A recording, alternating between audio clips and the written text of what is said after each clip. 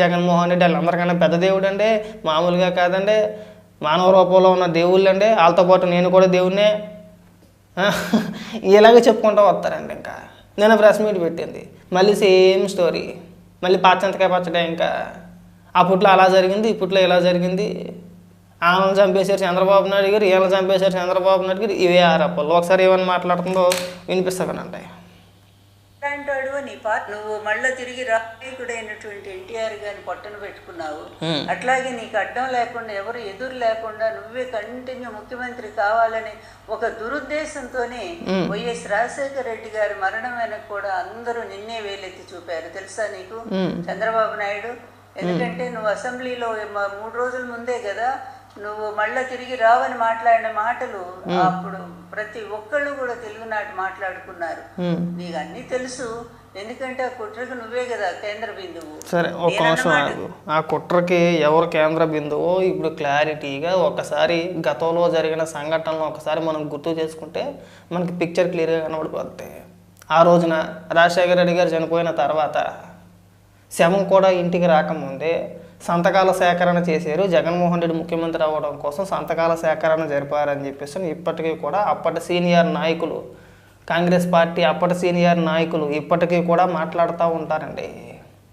అది నిజమో కాదో వాళ్ళే క్లారిటీ చెప్పాలి, మీరే తీర్చి చెప్పాలి. అది సంతకాల సేకరణ చేశారా చేయలేదా? రెండోది, ఆయన చనిపోయిన తర్వాత ఆయన మరణం పైన అనుమానాలు ఉన్నాయని చెప్పేసి అని ఒక ప్రముఖ వ్యాపారవేత్త ఆయనకి సంబంధించిన స్టోర్ల పైన దాడి చేశారా చేయలేదా? ఆరోపణ చేశారా చేయలేదా? ఆ దాడి చేసినప్పుడు అనేక మంది కార్యకర్తల పైన కేసులు నమోదైనయే లేదా? జైలుకి కూడా వెళ్ళారు. ఇప్పటికి కూడా కొంతమంది అయితే అదే కేసులు తిరుగుతున్నారు కూడా కోర్టులకి కదా. తర్వాత మీరు అధికారంలోకి వచ్చిన తర్వాత నిజంగా మీకు సిగ్గు సెలవు లాంటిది ఏదైనా ఉంటే, తండ్రి మరణం పైన అనుమానాలు ఉన్నాయి కదండి. తర్వాత వివేకానంద రెడ్డి హత్య గురించి కూడా మాట్లాడదాం. ఒకవేళ మీకు రాజశేఖర రెడ్డి గారి మరణం పైన మీకు అన్ని అనుమానాలు ఉంటే, ముఖ్యమంత్రి హోదాలో ఉన్నాడు కదా జగన్మోహన్ రెడ్డి, ముఖ్యమంత్రి అయ్యాడు కదా, మరి మళ్ళీ ఎందుకు ఆ కేసుని మళ్ళీ తీసుకురాలేదండి? మళ్ళీ విచారణ జరిపించాలని చెప్పేసి అని కేంద్రానికి లేఖ రాయడమో, లేదంటే మళ్ళీ సిబిఐ విచారణ జరపండి అని చెప్పేసి అనడమో ఎందుకు చేయలేదండి? చేయకపోగా మీరు ఎవరిపైన అయితే ఆరోపణలు చేశారో ఆ ప్రముఖ వ్యాపారవేత్తకు సంబంధించిన వ్యక్తిని రాజ్యసభ ఎంపీని చేశారు. మరి ఈ హత్య వెనకాతల, రాజశేఖర రెడ్డి మరణం వెనకాతల కుట్ర ఎవరిదండి? ఎవరున్నారండి దాని వెనకాతల? మనకు అర్థమైపోద్ది ఇప్పుడే, సింపుల్. గతంలో ఎవరిపైన అయితే ఆరోపణలు చేశారో వాళ్ళకి సంబంధించిన వ్యక్తినే రాజ్యసభ ఎంపీని చేశాడు వైఎస్ఆర్సీపీ పార్టీ తరఫున జగన్మోహన్ రెడ్డి గారు. క్లియర్, అర్థమైపోయింది. ఇంక రాజారెడ్డి వరకు మనం అవసరం లేదండి. ఆయన ఎంత గొప్పడో, ఎంత మంచి మనిషో అందరికీ తెలుసు. మీ పార్టీ అధికార ప్రతినిధి సతీష్ రెడ్డి వీడియోలు ఇప్పటికీ కూడా సోషల్ మీడియాలో విపరీతంగా వైరల్ అవుతున్నాయి. మళ్ళీ మనం ప్రత్యేకించి ఏం చెప్పుకోవసరం లేదండి. కానీ అవన్నీ వద్దండి. ఎప్పుడు 2009లో రాజశేఖర రెడ్డి గారి మరణం గురించో, లేదంటే 99లో రాజారెడ్డి గారి మరణం గురించో వద్దండి. ఈ 2019 ముందు, ఎన్నికల ముందు వివేకానంద రెడ్డి గారి హత్య అందరికీ గుర్తుంది కదా. ఎంత పెద్ద డ్రామా ఆడారండి. ఒక్కొక్కరు జీవించేశారంతే. జగన్మోహన్ రెడ్డి నిజంగా సినిమాల్లోకి వెళ్ళుంటే హీరోగా కాకపోయినా సరే, కమెడియన్గా అయినా సరే విపరీతంగా సక్సెస్ అవుతాడండి. ఒక ఊపెద్దుడు. తెలుగు 2 రాష్ట్రాల్లో జగన్మోహన్ రెడ్డిని మించిన కమెడియన్ ఇంక మళ్ళీ రాబోడు కూడా. అంత అద్భుతంగా నటిద్దాడండి. ఏమన్నారండి ఆ రోజున వివేకానంద రెడ్డి గారు చనిపోయినప్పుడు ఏమన్నారు? ముందు గుండెపోటు అన్నారు, తర్వాత గొడ్లపోటు అన్నారు. అక్కడికి వెళ్ళిన తర్వాత సీన్ మొత్తం సాయంత్రానికి మార్చేశారు. అక్కడ జగన్మోహన్ రెడ్డి ప్రెస్ మీట్ పెట్టి సిబిఐ విచారణ అప్పటికి ఇంకా జరగలేదండి. ఇంకా శవాన్ని ఇంకా దహనం కూడా చేయాలి. అక్కడే ఎలా జరిగింది, ఎక్కడి నుంచి అక్కడ ఈడ్చుకొచ్చారు, ఎలా నరికారు అనేది వివరంగా జగన్మోహన్ రెడ్డి చెప్పేశాడు, నీట్గా పోసుకొచ్చినట్టు. ఆ తర్వాత సిబిఐ విచారణలో కూడా అదే తేలింది. ఇది 2 ఏళ్ళ తర్వాత 3 ఏళ్ళ తర్వాత కూడా సేమ్ జగన్మోహన్ రెడ్డి స్క్రిప్ట్ ఏదైతే చెప్పుకొచ్చాడో అప్రూవర్గా మారిన దస్తగిరి కూడా అదే చెప్పుకొచ్చాడు. అప్పుడు తెలిసింది దీని వెనకాల ఎవరు ఉన్నారు అనేది. సరే, అవన్నీ పక్కన పెట్టేసేయండి. దస్తగిరి అప్రూవర్గా మారాడు కదా, ఎవరి పేరు చెప్పాడండి? అవినాష్ రెడ్డి పేరు చెప్పాడు, భాస్కర్ రెడ్డి పేరు చెప్పాడు. ఎవరు అధికారంలో ఉన్నప్పుడండి? జగన్మోహన్ రెడ్డి ముఖ్యమంత్రిగా ఉన్నప్పుడు. దాని వెనకాతలు ఎవరున్నారండి? సిబిఐ విచారణలో ఏం తేలిందండి? ప్రధాన పాత్రధారులు, సూత్రధారులు ఎవరండి? అవినాష్ రెడ్డి, భాస్కర్ రెడ్డి. వాళ్ళిద్దరూ ఇవాళ బెయిల్ పైన ఉన్నారు. బెయిల్ పైన ఉన్నారా లేరా? ఇవాళ జగన్మోహన్ రెడ్డి తమ్ముడు అలాగే జగన్మోహన్ రెడ్డి చిన్నాన్న భాస్కర్ రెడ్డి వీళ్ళిద్దరూ కూడా వివేకానంద రెడ్డి గారి హత్య కేసులో బెయిల్ పైన ఉన్నారా లేరా? బెయిల్ పైన ఉన్నారు కదా. ప్రధాన నిందితులు ఎవరండి? వాళ్ళే. మరి దానికి చంద్రబాబు నాయుడు గారికి ఏం సంబంధం అండి? చంద్రబాబు నాయుడు గారి పేరు ఏమి ప్రస్తావన తీసుకురాలా, సిబిఐ విచారణలో ఎక్కడ కూడా రాలా. మరి మీరు చేతిలో కత్తెట్టి ప్రచారం చేసేసారు.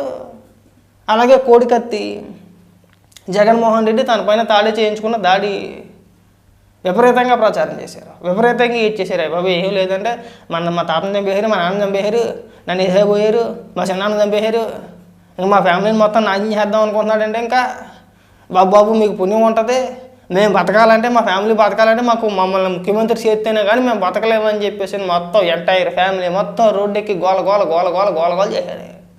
సింపతి. ఆ సింపతితో జనం అంతా కూడా ఓట్లేసారు. ఓకే, ఓట్లు పడ్డాయి మనకి. అధికారం 5 ఏళ్ళు అనుభవించారు. ఈ 5 ఏళ్ళు కూడా మీరు గతంలో చేసిన ఆరోపణలు ఎందుకు నిరూపించలేకపోయారండి? పాత్రదారులు ఎవరో, సూత్రధారులు ఎవరో, ఏ హత్య వెనకాతలు ఎవరున్నారు అనేది అందరికీ తెలిసిందే. ఇవాళ మన కొత్తగా నువ్వు వచ్చే ఉపన్యాసాలు చెప్పవసరం లేదండి. మళ్ళీ మేమేం మీకేం కౌంటర్లుగా వీడియోలు ఏం చేయవసరం లేదు. టైం వేస్ట్ అవ్వరు ఇదంతా కూడా. మీరు ఒక్కదానికి సమాధానం చెప్పండి. పైగా ఏమన్నా మాట్లాడితే ఎంత దరిద్రమో చూడండి.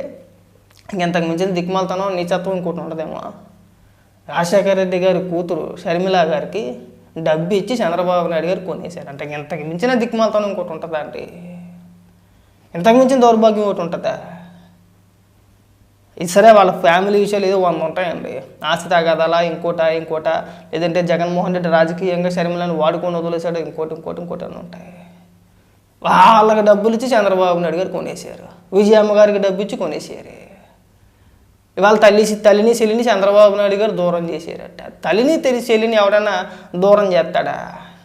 ఒకవేళ దూరం చేయాలనుకునే ప్రయత్నం చేసినా సరే ఆ కుటుంబం బలంగా ఉంటే ఎవడైనా విడదీయగలుగుతాడా? ఏమన్నా నీకేమైనా బుర్ర ఉందా, బుద్ధి లేవు? అసలు బుద్ధి ఉందా? ఏమన్నా అంటే ఏడుస్తాం మళ్ళీ, అగో నన్ను అలా ట్రోల్ చేస్తున్నారు, అలా తిడుతున్నారని చెప్పేసి అంటారు. కానీ ఇలాంటి అంశాలు మనం మాట్లాడుతున్నామంటే కాదు. కానీ ఒకవేళ మనం మాట్లాడేటప్పుడు ఒకసారి ఆలోచించుకోవాలి కదా. మనం ఏం మాట్లాడుతున్నాం, ఎందుకు మాట్లాడుతున్నాం, జనాలు మన మాటలు వింటే నవ్వుతారని ఇంగిత జ్ఞానం మీకు లేదా? ఆరోపణ చేయడం కాదండి, నిరూపించగలగాలి.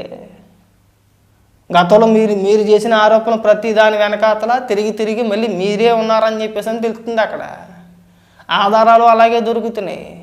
జనాలకు స్పష్టంగా ఒక క్లారిటీ ఉంది.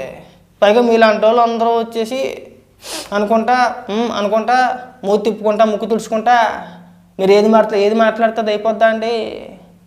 ఈ అడ్డగోలు వాదన వద్దు.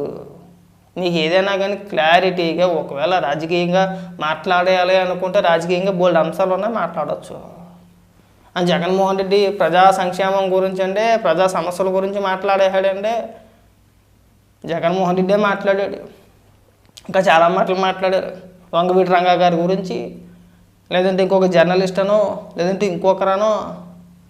వంగవీటి రంగా గారి హత్య వెనకాతలో ఉన్న కుటుంబం ఇవాళ ఎవరి పార్టీలో ఉన్నారండి? ఎవరి వెనకాల తిరుగుతున్నారండి? ఆ మాత్రం సోయలేదండి మీకు. సరే, డెప్త్గా వద్దు.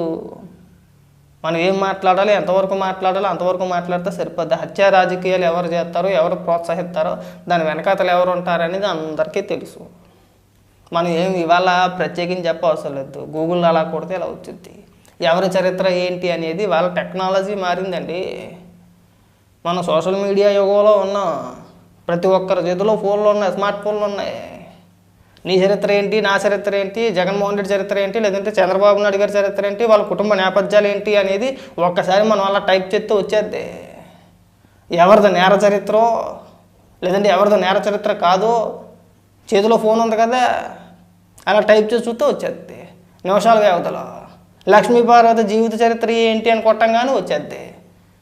నువ్వు మీ ఆయన అంటే నువ్వు మళ్ళీ ఎన్టీ రామారావు గారు కాదు, వీరగంధం సుబ్బారావు గారి దగ్గర పెళ్లి కాకముందు ఎలా జాయిన్ అయ్యావు, ఆయన నిన్ను ఎలా చదివించాడు, ఆ తర్వాత నువ్వు ఆయన ఎలా పెళ్లి చేసుకున్నావు, పెళ్లి చేసుకోవాలని చెప్పేసి ఎలా బలవంతం చేసావు, ఆ తర్వాత ఒక అబ్బాయి పుట్టిన తర్వాత జీవిత కథ రాస్తానని పేరుతో ఎన్టీ రామారావు గారికి ఎలా దగ్గర అయ్యావు, ఎన్టీ రామారావు గారిని ఎలా పెళ్లి చేసుకున్నావు, తర్వాత నీ కుమారుడు నీకు దూరంగా ఎందుకున్నాడు, తర్వాత నీకు ఈ వీరగంధం సుబ్బారావు గారు ఒక ఇంటర్వ్యూ ద్వారాగా నీ భాగవతాలు మాత్రం ఏ విధంగా చెప్పుకొచ్చాడు, అన్నీ వివరంగా వచ్చేస్తాయండి.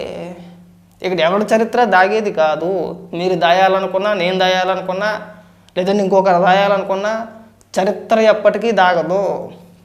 కొట్టంగానే మన ముందుకాల పేజీ లెక్కలు వచ్చేస్తాయి. ఒకసారి చూసుకోవచ్చు, అనుమానం ఉన్న వ్యక్తులు చూసుకోవచ్చు.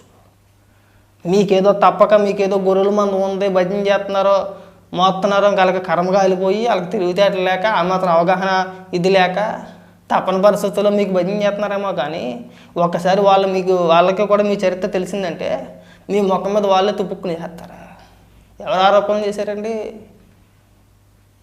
జగన్మోహన్ రెడ్డి సొంత చెల్లి ఆరోపణ చేసింది. వివేకానంద రెడ్డి హత్య వెనకాతల అవినాష్ రెడ్డి ఉన్నాడు, భాస్కర్ రెడ్డి ఉన్నాడు.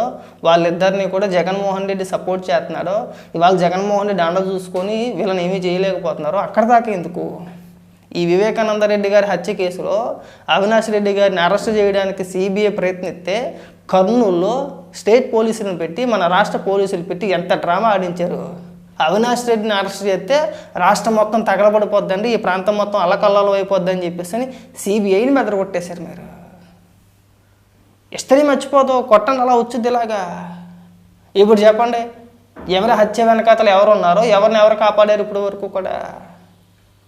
సో ఇవన్నీ అందరికీ తెలిసిన వివరాలే.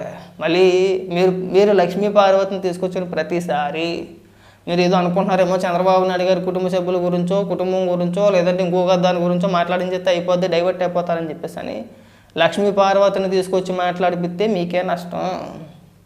సార్ సొంత కుటుంబ సభ్యులు విలువ ఎవరో మీరు అనవసరంగా పెద్దవాళ్ళని చేస్తున్నారు. తీసుకొచ్చి మీడియా ముందు కూర్చోబెట్టి 10 మందికి చూపిస్తే దానికి మించిన దరిద్రం ఇంకోటి ఉండదేమో. ఈ ప్రయత్నాలు మానుకుంటే మంచిది. ఇంక చాలు, ఆ ఉపన్యాసాలు జనాలకు కూడా విని చిరాకు వచ్చేసిందండి. ఇంతకుముందు కేవలం పేపర్లు మాత్రమే వచ్చాయి ఉదయం, లేదంటే టీవీల్లో అప్పుడప్పుడు వార్తలు వచ్చాయి. వార్తలు చూడడమో లేదంటే పేపర్లు చదవడం ఇంతకుముందు ఒక 10 ఏళ్ళ 20 ఏళ్ళ కిందట. ఇప్పుడు ఫోన్లు వచ్చేసినాయి అండి చేతిలోకి. నాకు ఏదైనా సమాచారం తెలియకపోతే నిమిషాల ప్రకారం నాకు దీని గురించి తెలియదు అనగానే అలా కొట్టి చూస్తే నిమిషాల ప్రకారం ఉన్న డేటా మొత్తం అంతా నా చేతిలోకి వచ్చేస్తుంది. టెక్నాలజీ మారింది, కనీసం అదన్నా కానీ కాస్త ఆలోచన